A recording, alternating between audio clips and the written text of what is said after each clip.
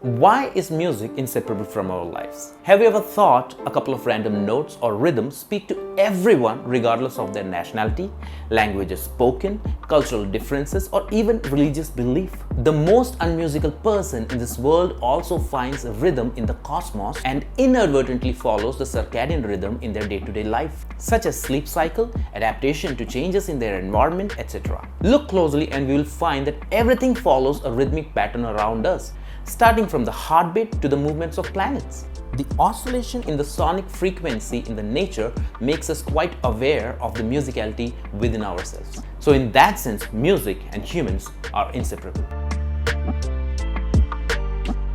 Hi and welcome to my channel. My name is Shinu and today we are going to take a deeper dive in an attempt to understand the purpose of music in our lives. So let's start by understanding the origin of music.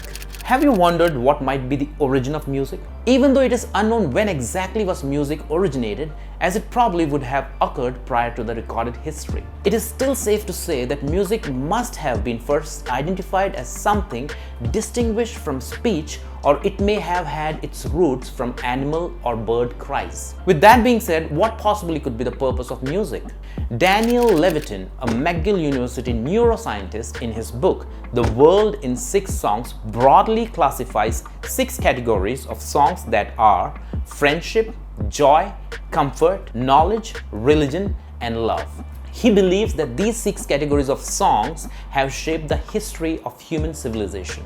So in order to understand the purpose of music, let's explore it further in these 6 categories. Knowledge songs. These kind of songs have been developed as an efficient way to encode, preserve, and transmit information. Such examples can be found in the national anthems of every country. These songs in some form or fashion talks about the country's greatness in history. Then there are songs written about slavery, the American Revolution, the World War II, the Cold War, so on and so forth. You get the idea, right? In Indian context, we can find such examples from the epics also called as Mahakavya, like Mahabharata or Ramayana. Friendship songs.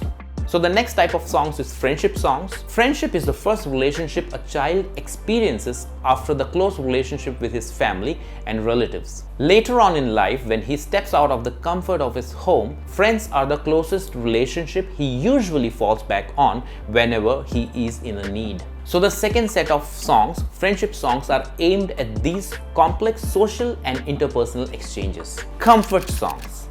As the name suggests, comfort songs provide a sense of comfort to those who need it at any stage of their life. For example, a lullaby acts as a comfort song for infants as it helps reassure them that their primary caretaker is nearby. But not just infants, comfort songs also help to pick us out of the period of sadness by reminding us that others too had felt sad and recovered. A strange fact about comfort songs pointed out by Levitin is that people turn to dolorous or sorrowful songs rather than happy music when they feel low, because your brain is tricked into producing the tranquilizing hormone prolactin as a response to the imaginary sorrow induced by the music, and the prolactin then turns around our mood. Joy songs. Those who have experienced sorrow in life would truly appreciate the value of joy. And that brings us to the next category of songs, joy songs. These are the kind of songs that add to the overall joyful experience. Imagine yourself driving through the beautiful landscape in your open roof car while a Here Comes the Sun plays in the background, or enjoying a cup of warm tea while looking at the rain outside through your window and listening to a beautiful life. Joy songs are also played during happy occasions as an indication of celebration. Religion songs. Religion and its songs are served to ultimately help to systematize and socialize feelings of hope and faith. In Indian context, Carnatic, Hindustani, and Sufi are all forms of music that have their roots from the religious ideologies. Some of the early compositions in Carnatic and Hindustani music were written in the form of bhajans for deities. Because music appeals to and heightens human senses in a pleasurable way, which in turn allows human to praise through a medium that makes worship more enjoyable. Music has the ability to deepen the meaning of words that accompany it, both in a religious context or even on your local pop radio station you listen to on the way to work. Love songs. And finally, there is love song, which I don't need to mention much about because every other song you hear on radio or see on a music chart is a love song. But Levitin mentions if love is summarized only as romantic love, then it is a very narrow understanding of one of the most powerful human emotions. Love in its larger sense is the selfless commitment to another person, group, or idea upon which hinges the entire civilized society.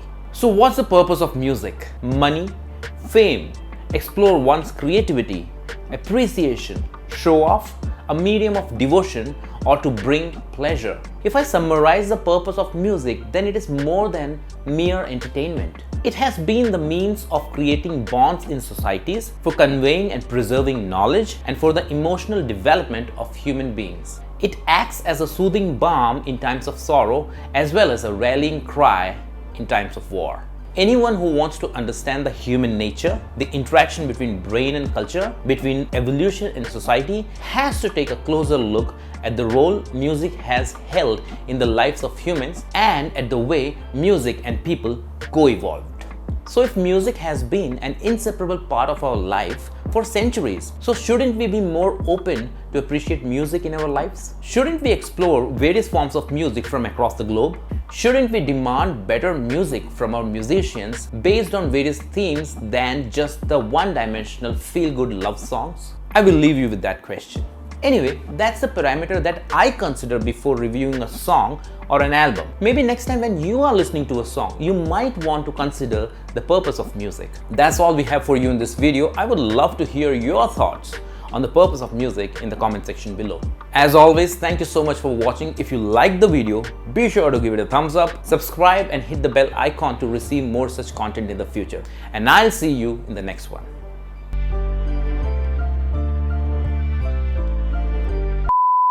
So let's start.